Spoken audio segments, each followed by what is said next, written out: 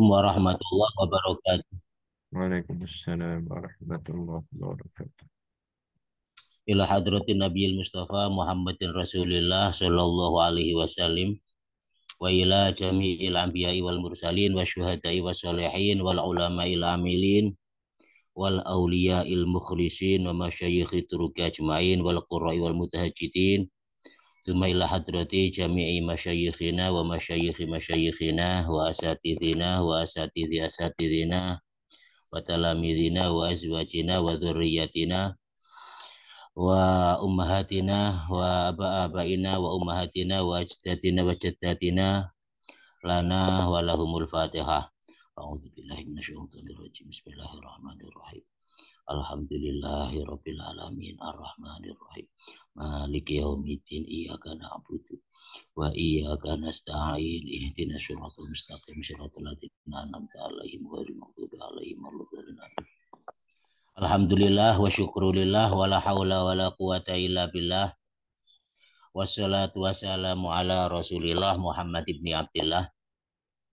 Alhamdulillah segala puji kita limpahkan kepada Allah Subhanahu wa taala.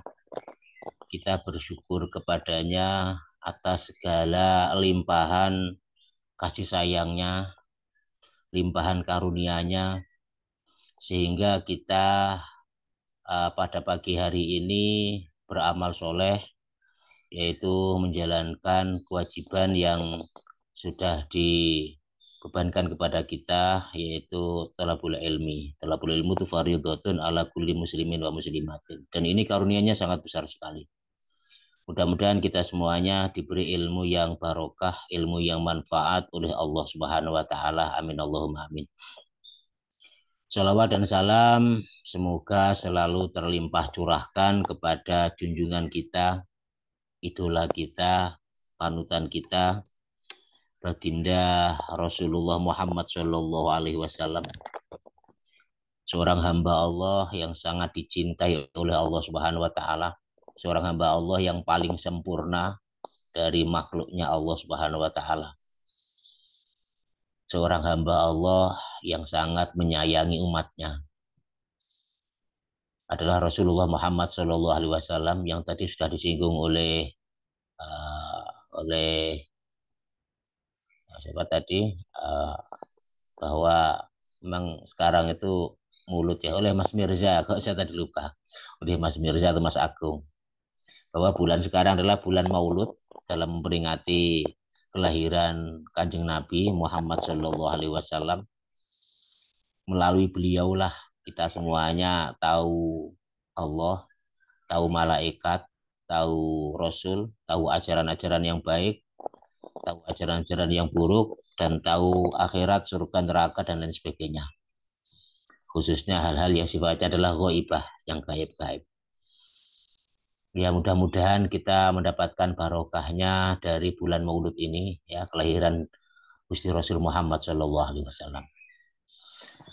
Bismillahirrahmanirrahim. Kita sekarang akan melanjutkan, yaitu pada bab yang ke-26 tentang at-tasydid fi tasydidi zina, yaitu tentang peringatan keras perzinaan atau beratnya zina atau peringatan keras perzinaan. Allah Subhanahu wa taala juga mengingatkan ya, dalam Al-Qur'an juga lebih dari satu ayat, lebih dari dua ayat tentang zina itu. Kata zina itu fahisyata wa sa'asabila wala taqrabu zina. Janganlah kalian mendekati zina. Mendekati saja itu tidak boleh. Mendekati saja apalagi berzina. Jadi wala taqrabu zina, janganlah kalian mendekati zina. Innahu kana fahisyata wa sa'asabila. Karena zina itu perbuatan keji, perbuatan kotor, menjijikkan. Ini Allah yang dawuh ya. Jadi zina itu perbuatan yang menjijikkan. Wasa asabila, dan seburuk-buruk jalan itu adalah zina. Oleh karena itu dalam hukum Islam perzinaan itu hukumannya berat. Berat perzinaan itu. Kalau itu ya, kalau terbukti ya, kalau dalam hukum Islam itu, kalau ada muhson, ada wiru muhson. Ini sebelum saya ngaji ya, biar biar lebih tahu betapa betapa dalam Al-Quran itu juga berat perzinaan itu. Kalau orangnya itu belum pernah menikah, kalau zina, maka hukumannya itu dicambuk 100 kali cambukan. Tetapi kalau dia itu sudah menikah, dalam hadis Nabi itu dirajam. As-sayyibu bis-sayyibi ar-rajamu. Kalau antara laki-laki dan perempuan yang menikah, yang sudah menikah atau pernah menikah, duda atau janda, kalau berzina itu hukumannya bukan main-main, dirajam sampai mati. Ini ini menunjukkan bahwa perzinahan itu betul-betul dosa besar yang wajib kita hindari. Kita berusaha sebisa-bisanya untuk menghindarinya. Dan ini dipilihkan ada 11 hadis yang dipilihkan oleh Imam Jalaluddin Asyuyuti. Selain hadis yang banyak, masalah perzinahan itu banyak sekali. Tapi dalam kitab ini cuma 11 hadis ini. Bismillahirrahmanirrahim. A'udzubillahi minasyaitonirrajim. Bismillahirrahmanirrahim. Qala an-nabi, qala bersabda an-nabi, Nabi sallallahu alaihi wasallam. Rasulullah bersabda, azina, zina itu yurisul faqra. Zina itu yurisu mengakibatkan al-faqra, kefakiran. Jadi zina itu bisa mewariskan. Mewariskan itu meninggalkan atau bisa juga berarti mengakibatkan kefakiran zina itu. Jadi orang kalau berbuat zina itu akan merasa dirinya fakir. Ya, fakir di sini merasa tidak puas, merasa tidak cukup. Jangan dikira orang kalau sudah berzina itu akan cukup dengan satu wanita itu. Orang berzina tidak akan merasa cukup, tidak akan merasa puas. Kalau sudah berzina dengan seorang wanita, dia ingin mencoba berzina dengan wanita yang lain. Oh, gitu terus. Sehingga di sini disebutkan azina yuridul fakro. Zina itu mengakibatkan kefakiran. Tidak merasa puas, tidak merasa cukup. Selalu haus dia, haus.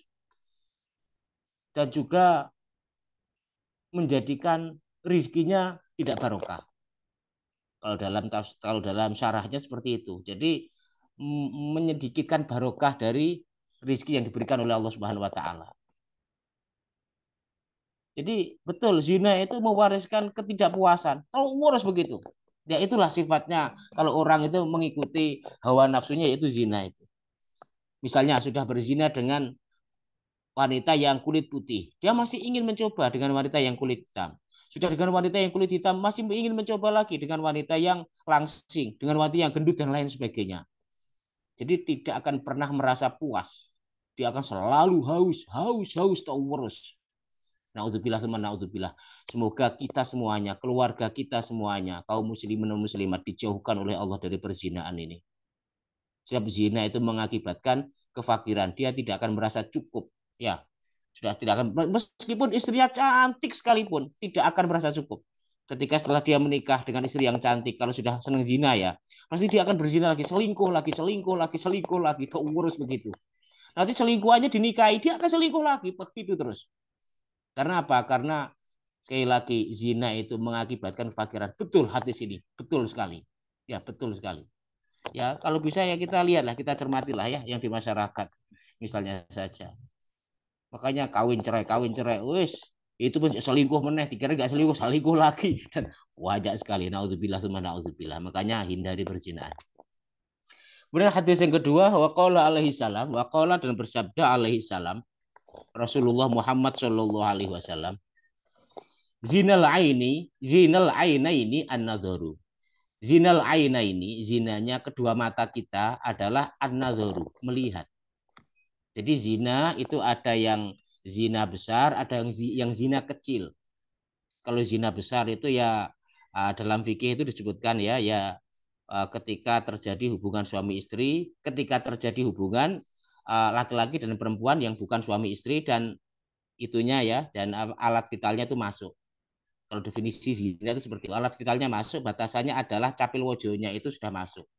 Jadi zakarnya laki-laki itu kan ada capil wojo di depan itu. Itu kalau sudah masuk sudah masuk dalam kategori zina. Zina kecil ya itu zina besar. Kalau zina kecil itu mata itu juga zina. Makanya di sini disebutkan Rasulullah menyebutkan zina aina ini, zinanya kedua mata adalah an-nadharu, melihat. Makanya Allah Subhanahu wa taala di dalam Al-Qur'an juga berfirman, "Qul lil mu'minina," kul katakan Muhammad. Ya, katakan Muhammad. Rasulullah dipesani oleh Gusti Allah, katakan Muhammad lil mu'minina kepada orang-orang mukmin, ayyahuddu min absori wa yahfadzu furujahum. Hendaklah mereka itu yahuddu min absori, menundukkan pandangan, menundukkan pandangan. Ya, jadi bukan memiliki mata yang binal.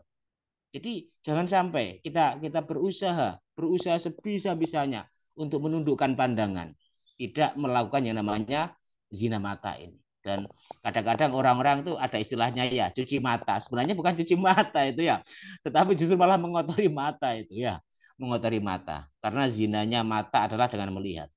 Melihat pornografi. Makanya bahayanya bukan main. Sebab apa? Sebab perzinahan terjadi itu karena mata. Karena mata. Jendelanya hati adalah mata. Ketika mata kita melihat sesuatu, itu akan masuk ke dalam hati. Sehingga hati ingin melakukan. Urus begitu. Makanya mudah-mudahan setelah ngaji ini, uh, yang ngaji ya, mudah-mudahan, pokoknya semuanya lah. Mudah-mudahan saja dikasih pertolongan oleh Allah Subhanahu Wa Taala untuk belajar ya, belajar. Jadi mengurangilah sedikit demi sedikit. Kalau masih terlalu berat, kurangilah sedikit demi sedikit. Ya, dikurangi. Sedikit demi sedikit dikurangi. Jangan sampai nonton film porno, jangan sampai. Itu apalagi berat itu, film porno itu sudah. Nanti sudah masuk ke dalam hati, masuk ke dalam pikiran, merusak hati pornografi itu. Merusak pikiran, merusak hati. Bahkan dalam sebuah penelitian saya pernah mendengar, kalau nggak membaca itu saya bisa lupa. Itu bahkan bahayanya itu lebih besar daripada narkoba itu katanya pornografi itu.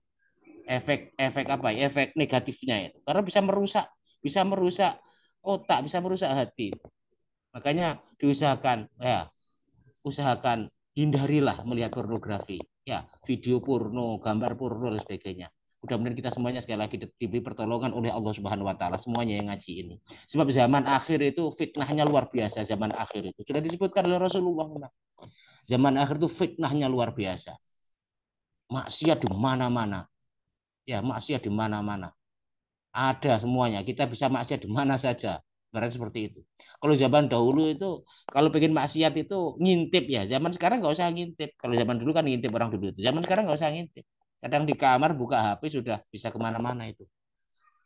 Makanya uh, kita ingat hadisnya Nabi yang tadi itu ya. Jadi termasuk hadisnya Nabi ini. Zinanya mata adalah an-nadzaru, melihat. Ya, makanya kita berusaha untuk menundukkan pandangan kita ya, menundukkan pandangan kita. Mudah-mudahan kita semuanya diingatkan dengan hadis ini, diingatkan dengan firman-Nya Allah Subhanahu wa taala. Ketika mau bermaksiat, ingat bahwa mata kita mencoba untuk tidak kita gunakan sebagai untuk bermaksiat kepada Allah Subhanahu wa taala dengan melihat pornografi dan sebagainya. Kemudian hadis yang ketiga, waqala alaihi salam, waqala dan bersabda alaihi salam Rasulullah Muhammad sallallahu alaihi wasallam, an-nadharu melihat ilan nisa kepada seorang wanita al-ajnabiyat yang asing, yang boleh dinikahi, ya wanita-wanita asing lah. Itu minal kabairi, termasuk dosa-dosa besar. Jadi saya baca syarahnya ya. Ini jadi tahdzir lah, peringatan. Sebab apa? Sebab perzinahan itu rata-rata dimulai dari pandangan mata. Jadi mukaddimahnya zina, ya prolognya zina itu ya dari pandangan mata ini, sampai-sampai Rasulullah itu ngasih wanti-wanti melihat wanita wanita lain. Ini maksudnya melihatnya dengan syahwat loh ya. Kalau melihatnya tidak dengan syahwat ya tidak masalah ya, bukan masuk dalam kategori ini. Tapi kalau dengan syahwat, ya melihat itu dengan syahwat, itu bisa memicu terjadi kriminal itu. Perkosaan ya karena melihat dengan syahwat, perkosaan itu. Perzinaan tuh karena melihat dengan syahwat.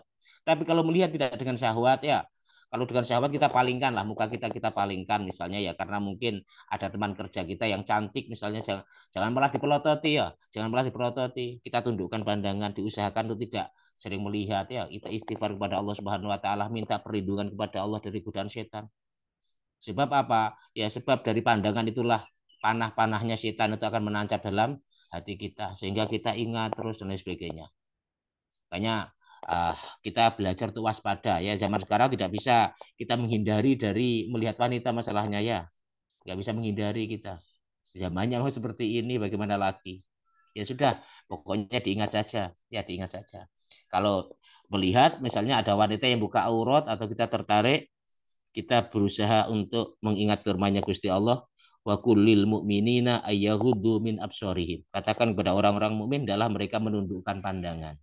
Kemudian juga bisa mengingat hadisnya Nabi tadi itu, yaitu zina mata itu termasuk zinanya mata itu adalah melihat. Jadi diingat-ingat. Jadi kita berusaha ya, kita berusaha. Kemudian hindari segala sesuatu yang mengarah kepada zina, seperti pacaran, jangan sampai.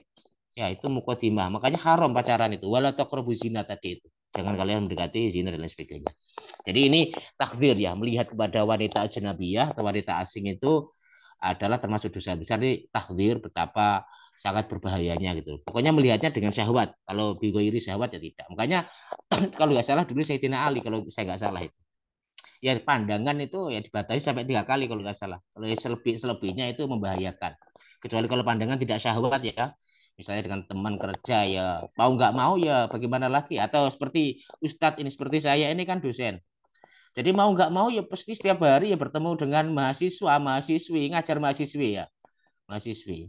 Tapi Ustadz selalu alhamdulillah ya diberi pertolongan Gusti Allah, Ustadz selalu berusaha untuk menundukkan pandangan. Jadi melihatnya hanya di kelas saja, di luar kelas ya berusaha untuk hudul basor. Di kelas ya sekedar untuk mengajar sehingga fokusnya hanya mengajar, tidak sampai melihat, memelototi dan sebagainya. Nauzubillah, teman nauzubillah. Sekali lagi mudah-mudahan kita semuanya dijaga oleh Allah Subhanahu wa taala dari fitnah. Karena zaman akhir itu seperti ini, zaman akhir itu.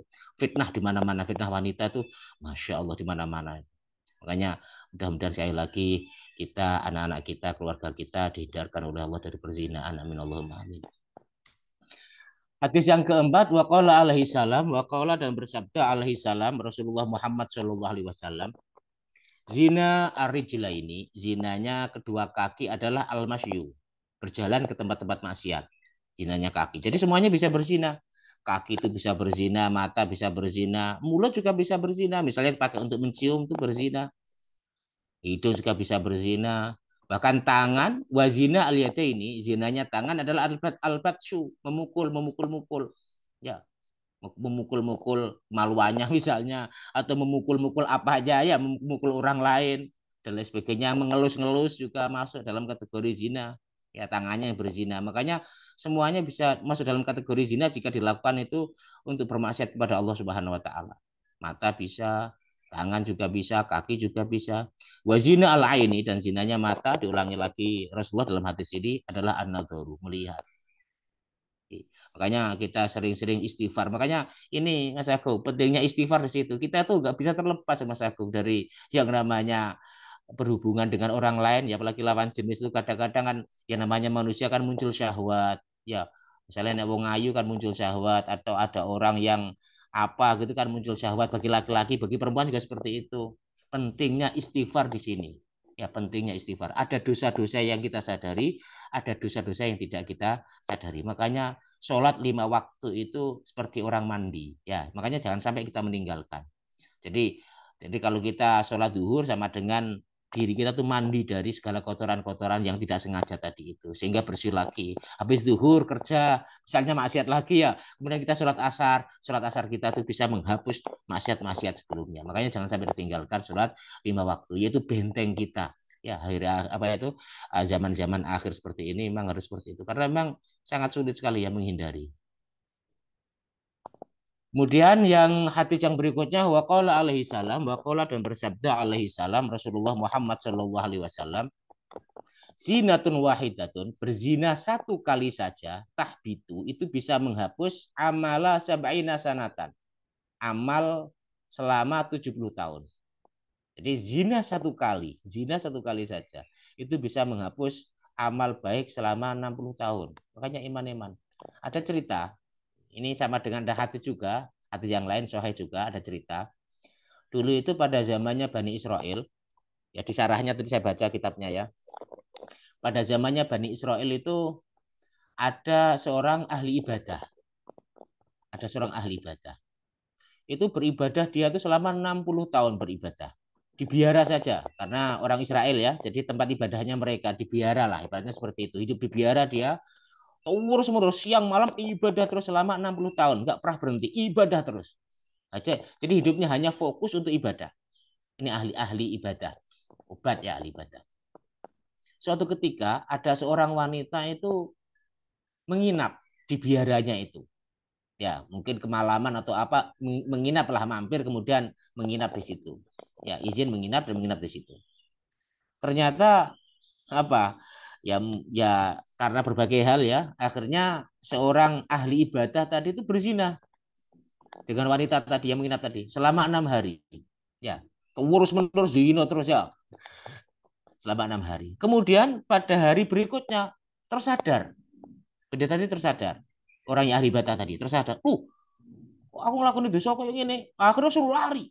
Setelah sadar tuh lari, tobat kepada Allah ibaratnya lari itu. Ya, dia lari, kemudian masuk ke tempat ibadah. Ya, tempat ibadah. Kemudian ada yang mengatakan masjid atau tempat ibadah lah.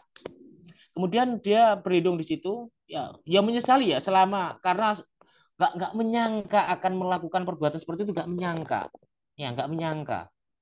Saking menyesalnya dia itu sampai nggak mau makan selama 3 hari 3 malam, nggak mau makan sama sekali. Diam saja, juga tidur nggak apa-apa. Saking mungkin menyesali, sangat menyesal mungkin. Kenapa kok berzina? Kenapa kok berzina?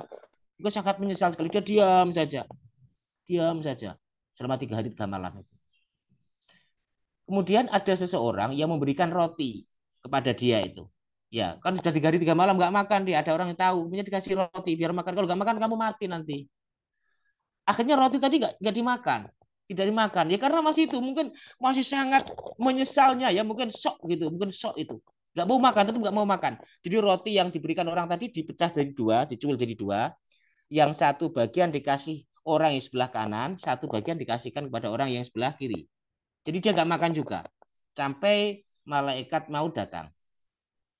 Ketika malaikat mau datang, itu ditunjukkan oleh Allah Subhanahu wa taala antara amal baiknya dia, ibadahnya dia selama 60 tahun ditimbang dengan zinanya dia, ditimbang dengan perbuatan buruknya dia itu. Ternyata tuh berat timbangan zinanya daripada amal 60 tahun tadi itu. Ini saking beratnya zina itu. Ditimbang ketika mau meninggal itu ditunjukkan oleh malaikat. Ditimbang itu ternyata lebih berat timbangan buruknya daripada baiknya. Jadi baiknya selama 60 tahun hangus itu, kalah dengan perzinaan tadi itu. Kemudian kemudian ditunjukkan lagi, setelah itu ditunjukkan oleh malaikat. Nah, sodakoh dia roti tadi, 2 bagian roti tadi ditimbang amal baiknya yang setelah dia tobat tadi ditimbang dengan perzinaannya dia. Setelah ditimbang ternyata berat sedekahnya. Jadi satu roti yang dipecah tadi itu yang menyelamatkan dia, ibaratnya seperti itu. Jadi setelah ditimbang dengan keburukannya ternyata lebih berat timbangan mengasih makan roti kepada samping kiri kanan tadi. Udah dia meninggal dunia karena memang dicabut nyawanya oleh malaikat. Hadis ini menunjukkan, hadis ini riwayat Ibnu Mas'ud ya. Hadis ini menunjukkan betapa sedekah itu juga jangan disepelekan. Meskipun daunnya Rasulullah dalam hadis yang lain, meskipun cuma sebutir korma ibaratnya. Jangan sampai melupakan kalau kita mampu. Sebab apa? Itu bisa menghapus kejahatan. Sodakoh itu pahalanya besar sekali. Bahkan seorang yang ahli ibadah tadi gara-gara memberi roti tadi loh, memberi roti tadi itu. Zinanya itu akhirnya dikalahkan dengan amal baiknya. Ini ada 2 pesan ya, bahwa satu jangan lakukan zina. Kemudian yang kedua sedekahlah untuk menghapus segala dosa-dosa dan lain sebagainya. Wa'ad bi sayyi'atal hasanata tamhuha. Ikutilah perbuatan jahat dengan perbuatan baik karena perbuatan baik itu bisa menghapus perbuatan jahat kita. Dan ini sama dengan hadis ini, bahwa berzina sekali bisa menghapus amal selama 70 tahun. Yang tadi itu 60 tahun, itu masih berat timbangannya zina. Makanya zina itu Masya Allah ya. Masya Allah menjadikan hati gelap, pikiran gelap, semuanya gelap, hidup itu gelap. Gelap betul gelap. Makanya hindari zina, hindari zina. Kemudian hadis yang keenam, waqala alaihi salam, waqala dan bersabda alaihi salam Rasulullah Muhammad sallallahu alaihi wasallam, mamin dambin, tidak ada dosa pun ba'da syirki, setelah syirik, a'zamu indallah, lebih berat, lebih besar di sisi Allah. Ya, tidak ada dosa setelah syirik itu yang lebih besar. Syirik itu berarti paling besar. Setelah syirik apa? Ini min nutfatin dibanding dengan nutfah. Nutfah itu air mani, ya, apa itu setetes air mani atau pancaran air mani. Wadu'aha rojulun yang diletakkan oleh seorang laki-laki, yang ditumpahkan oleh seorang laki-laki fi rahimin, di dalam rahim seorang wanita la yahilulahu yang tidak halal untuknya. Itu dosanya besar setelah syirik. Dalam hadis ini setelah syirik. Besar sekali dosanya itu. Makanya hindarilah ya. Kalau sudah terlanjur bagaimana Ustaz misalnya? Kalau sudah terlanjur, kalau ada orang yang pernah zina, taubat, segera taubat kepada Allah Subhanahu wa taala. Taubat, taubat. Ya, segera kembali kepada Allah Subhanahu wa taala dan setelah kembali kemudian hapuslah jejak-jejak masa lalu yang penuh dengan kehitaman itu. Hapuslah dengan banyak beramal, dengan banyak bersedekah, dengan banyak mengaji, dengan banyak sholat, dengan banyak amal-amal baik yang lainnya. Mumpung kita belum diambil oleh Allah Subhanahu wa taala. Makanya wasyari'u ila maghfiratin min rabbikum. Cepat-cepatlah untuk meminta ampun kepada Allah Subhanahu wa taala sebelum datang waktu ajalnya ya. Jadi di sini Rasulullah Muhammad SAW ngasih pesan kepada kita bahwa dosa berzina itu paling besar setelah syirik. Syirik itu yang paling besar. Ya, setelah syirik itu adalah zina. Jadi ma min dambin ba'da syirik. Tidak ada dosa setelah syirik a'zamu indallah yang lebih besar dosanya, kesalahannya di sisi Allah min nutfatin dibanding dengan mani wadha rajulun yang dipancarkan oleh seorang laki-laki fi rahimin dalam rahim seorang wanita la yakhillu lahu yang tidak halal untuknya. Ya, kita ingat-ingat dosa besar ini ya, dosa besar minal kabair, dosa itu kabair zina. Hadis berikutnya adalah hadis yang ketujuh waqala alaihi salam waqala dan bersabda alaihi salam Rasulullah Muhammad sallallahu alaihi wasallam inna li ahlin nar sesungguhnya untuk penduduk bagi penduduk neraka atau untuk penduduk neraka itu sayhatun ada sebuah jeritan ya, karena memang nggak kuat saking menyiksanya apa itu minnatni rihi farjizani karena bau busuknya farjinya pezina nanti di akhirat itu busuk sekali farjinya pezina atau zakarnya pezina busuk sekali baunya. Saking busuknya itu sampai penduduk neraka itu jerit-jerit semuanya. Ya, sudah penduduk neraka itu sudah kesakitan disiksa oleh Allah kena bau busuknya pezina lagi. Masya Allah, menyiksa baunya sudah menyiksa itu. Saking baunya sudah nggak ukuran, baunya sudah menjadikan orang itu sebenarnya menjerit lah karena saking kuatnya bau busuknya itu. Oleh karena itu uh, kita betul-betul waspada ya, hati-hati ya, hati-hati waspada jangan.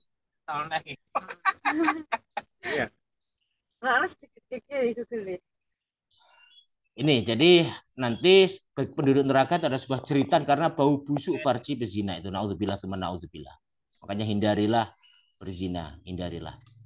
Kemudian hadis yang ke-8 waqala alaihi salam waqala dan bersabda alaihi salam Rasulullah Muhammad sallallahu alaihi wasallam al-ghina wa zina la yajtami'an.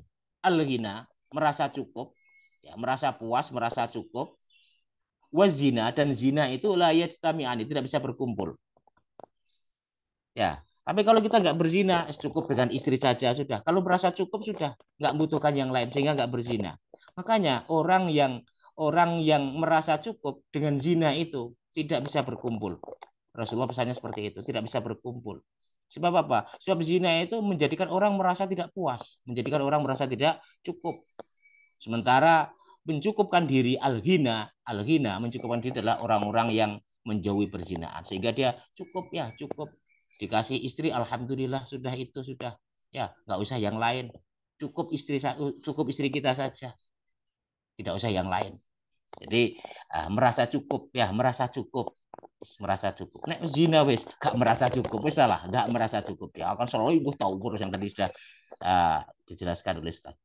Hadis berikutnya yang ke-9 waqala alaihi salam waqala dan bersabda alaihi salam Rasulullah Muhammad sallallahu alaihi wasallam tarkuz zina meninggalkan zina itu yurithul ghina mengakibatkan merasa cukup mengakibatkan seseorang itu merasa cukup dengan istrinya ya wes masih istrinya ireng wes cukup wes gak perlu melihat yang lain ya merasa cukup dia cukup sudah nggak apa-apa sudah istrinya seperti ini nggak apa-apa istri kita misalnya orangnya tinggi ya nggak apa-apa sudah orangnya gini nggak apa-apa merasa cukup ya jadi meninggalkan zina kita nggak berzina itu nanti akan dikasih di dalam hati kita itu alhamdulillah diparingi Gusti Allah istri yang solehah istri yang baik alhamdulillah matur suwun ya Allah kalau pengen merasakan nikmatnya wanita cantik nikmatnya wanita bahinul nanti di surga saja Di dunia hanya sementara ya, sementara kita jauhi. Nanti di surga saja, di surga saja. Nanti ada bidadari yang menunggu kita selama-lamanya, nikmat selama-lamanya. Jadi meninggalkan zina itu mengakibatkan rasa cukup dalam hati kita. Cukup betul, sehingga tidak membutuhkan yang lain, ya nggak membutuhkan yang lain. Hadis berikutnya waqala alaihissalam, waqala dan bersabda Rasulullah Muhammad Shallallahu alaihi wasallam, man zana, barang siapa yang berzina, zunia bihi. Nah, ini yang kita khawatirkan. Dia akan dizinai. Walau bihaitoni dari, meskipun di dalam tembok-tembok rumahnya. Maksudnya apa? Saya baca syarahnya tadi dalam kitab. Bahwa hukumannya pezina itu oleh Allah kadang-kadang bukan hanya di akhirat. Di dunia sudah dihukum oleh Allah Subhanahu wa Ta'ala. Kalau dia berzina, ada kemungkinan keluarganya nanti ada yang berzina. Na'udzubillah, na'udzubillah. Na'udzubillah. Kalau dia menzinai anak orang lain, bisa jadi nanti anaknya yang akan dizinai. Kalau dia menzinai istri, istri orang lain, bisa jadi istrinya nanti akan dizinai. Na'udzubillah, na'udzubillah. Ini hukuman ta'ajul yang disegerakan oleh Allah dalam kitab yang saya baca tadi. Makanya sekali lagi ya jangan berzina ya. Apakah kita rela anak kita dizinai orang? Apakah kita rela istri kita dizinai orang? Kalau nggak rela, kenapa? Kenapa orang kok menzinai orang lain? Kenapa? Kalau kita nggak rela, kenapa? Kalau, Masya Allah ya, makanya mudah-mudahan kita semuanya, keluarga kita semuanya diselamatkan oleh Allah Subhanahu Wa Taala. Ini, jadi hukumannya Rasulullah dawuhnya seperti itu. Man zana, barang siapa yang berzina, zunia, maka dia akan dizinai, entah itu anaknya, entah itu istrinya, entah itu pokoknya keluarganya. Meskipun walau bihitoni dari, meskipun itu di dalam tembok-tembok rumahnya, meskipun delik pun akan ibaratnya akan digurak oleh Allah, ibaratnya ya akan digurak oleh Allah untuk berzina sebelum dia bertobat kepada Allah Subhanahu Wa Taala. Makanya bertobat itu bisa menghapus, meredam kemarahan Allah Subhanahu Wa Taala, meredam murkanya Allah Subhanahu Wa Taala. Dengan cara apa? Dengan cara ya seperti itu. Kita doakan orang tua kita ya, biar dosa-dosanya orang tua kita, barangkali orang tua kita berdosa, dosa-dosanya itu mudah-mudahan diampuni oleh Allah. Dengan begitu efek negatifnya tidak mengenai kita. Ya, tidak mengenai kita. Atau dosa-dosa kita dulu di masa lalu, kemudian kita tobat kepada Allah, kita minta ampun kepada Allah. Mudah-mudahan dosa-dosa kita di masa lalu tidak sampai ngefek kepada anak-anak kita. Jadi ketika membaca hadis ini, Masya Allah ya, mengkhawatirkan, menakutkan ini. Menakutkan. Siapa yang berzina, dia akan dizinai. Bahwa itu anaknya, bahwa itu bucu, ini, dan lain sebagainya. Na'udzubillah, na'udzubillah. Makanya hukumannya ditajulkan. Bukannya di akhirat saja, bahkan di dunia sudah seperti itu. Ya, nih. Kemudian hadis yang terakhir, waqala alaihissalam, waqala dan bersabda alaihissalam Rasulullah Muhammad Shallallahu alaihi wasallam. Man barang siapa zana yang berzina biimroatin dengan seorang wanita, fataha maka akan membuka Allah alaihi atas kepadanya fi qabri di dalam kuburnya itu sama niata abwabin minanar, yaitu 80 sama niata abwabin, bukan 80 ya, 8 sama niata abwabin 8 pintu, bukan 80 pintu, ini salah ketik berarti. Sama niata abwabin 8 pintu minanar, dari api neraka. Jadi orang yang berzina dengan seorang wanita ketika di dunianya dan tidak diampuni oleh Allah, sekali lagi ya, kalau diampuni ya nggak masuk dalam kategori ini. Sebab banyak juga pezina yang kemudian bertaubat dan diampuni oleh Allah Subhanahu Wa Taala, kemudian dosa-dosanya dihapus juga, banyak juga ya, banyak juga. Maksudnya yang sampai meninggal tidak bertaubat kepada Allah dan dosanya tidak diampuni. Maka orang-orang seperti ini nanti di kuburnya, tidak hanya di akhirat saja, di kuburannya saja, di alam barzahnya nanti, itu Allah akan membukakan 8 pintu ya menuju ke neraka. Yakhruju mintil kal abwab, yakhruju akan keluar mintil kal abwab dari 8 pintu tersebut, aqoribu, kolo jengking wahayatun, dan ular-ular ila yaumil qiyamah, sampai hari kiamat. Padahal masa penungguan itu di alam barzah itu, dalam kubur masa penungguan. Manusia semuanya akan menunggu di alam kubur. Ketika meninggal dunia kita dikuburkan, maka roh kita akan hidup di alam barzah. Sampai kapan? Sampai kiamat nanti. Setelah kiamat datang, kita nanti akan dibangkitkan oleh Allah. Ruh kita dikembalikan ke jasad kita. Jasad kita nanti akan tangi meneh. Berarti ngono ya, kita akan bangkit lagi. Ruhan wa jasatan, ruh dan jasad kita Bukan hanya ruh saja, roh dan jasad kita. Nanti itu hari kiamat itu akan datang seperti itu, dibangkit. Jadi tangi kabeh kuburan nih. Tapi sebelum hari kiamat itu, manusia yang meninggal dunia, dia akan hidup di alam barzah. Ya, di alam barzah itu juga ada namanya siksa kubur, ada namanya nikmat kubur, ada namanya siksa kubur. Di antara siksa kuburnya pezina adalah ini. Jadi dibukakan di kuburannya itu 8 pintu dari neraka yang menghubungkan neraka, kemudian dari keluar dari pintu-pintu itu apa itu kolot jengking dan ular. Dan rohnya alias nggak akan merasakan nikmat azab kubur. Azab kubur. Naudzubillah, semana naudzubillah. Makanya tubuh ilallah, bertaubat kepada Allah, tidak ada jalan lain kecuali bertaubat kepada Allah Subhanahu wa taala. Kalau bertobat, insya Allah akan dihapus semuanya oleh Allah. Ya pasti ya, kecuali yang bertobat. Kalau bertobat semuanya akan diampuni oleh Allah. Meskipun dosamu seluas samudra, memenuhi jagat raya, kalau mau bertobat akan diampuni oleh Allah Subhanahu wa taala. Sebab ampunannya Gusti Allah lebih luas daripada samudra, lebih luas daripada alam raya. Karena seperti itu. Jadi kalau mau minta ampun kepada Allah, seberapapun beratnya dosa kita akan diberi ampun oleh Allah Subhanahu wa taala. Ya ini. La taqnatu min rahmatillah. Jangan berputus asa dari rahmatnya Allah Subhanahu wa taala. Itu mungkin Mas Agung kajian tentang beratnya zina. Ini takzir ya, peringatan untuk kita semuanya. Waspada, hati-hati jangan sampai kita melakukan berzina. Kita betul-betul minta pertolongan kepada Allah sambil berusaha sekuat tenaga. Amin Allahumma amin. Saya kembalikan lagi kepada Mas Agung. Iya, matur sangat Ustaz atas kajian dari 11 hadis dari bab beratnya zina ini. Monggo dari hadirin, apabila ada yang bertanya bisa secara langsung atau melalui kolom chat. Bisa juga menanyakan perihal yang di luar topik ini, monggo silakan.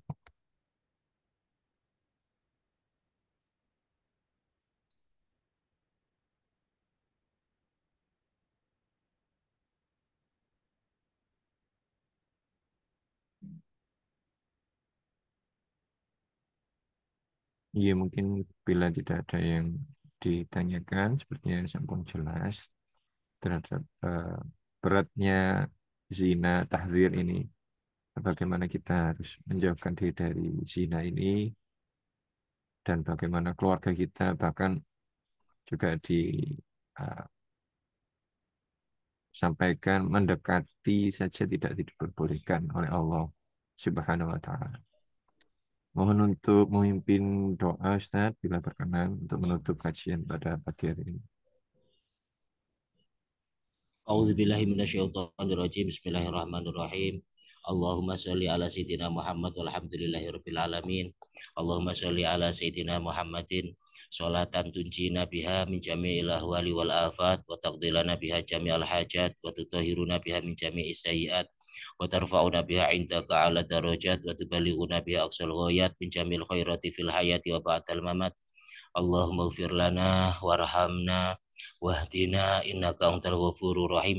Rabbana la tuzigh qulubana ba'da idh hadaitana wa hab lana min ladunka rahmah innaka antal wahhab. Allahumma aghnina bihalalika an haramika wa aghnina bi ta'atika an maksiatika. Rabbana atina fid dunya hasanah wa fil akhirati hasanah wa qina adzabannar. Rasulullah ala sayyidina Muhammad walhamdulillahirabbil alamin. Wabillahi taufik walidayah waridha wal inayah. Wassalamualaikum warahmatullahi wabarakatuh. Waalaikumsalam warahmatullahi wabarakatuh. Matur sangat Ustaz. Kita tutup kajian pada pagi hari ini dengan bacaan hamdalah. Alhamdulillahirabbil alamin. Istighfar, astagfirullah dan doa kafarat majelis. Bismillahirrahmanirrahim. Subhanakallahumma wa bihamdika asyhadu an la ilaha illa anta astaghfiruka wa atubu ilaik. Terima kasih kehadirannya Ustaz. Moga-moga sehat selalu bersama keluarga dalam menjaga Allah Subhanahu wa taala. Amin, amin, amin. Dan hadirin sekalian, terima kasih atas kehadirannya. Dan mohon maaf apabila ada kekurangan, kesalahan kami. Ihdinas shiratal mustaqim. Wassalamualaikum warahmatullahi wabarakatuh. Waalaikumsalam warahmatullahi Terima kasih, wabarakatuh. Ustaz.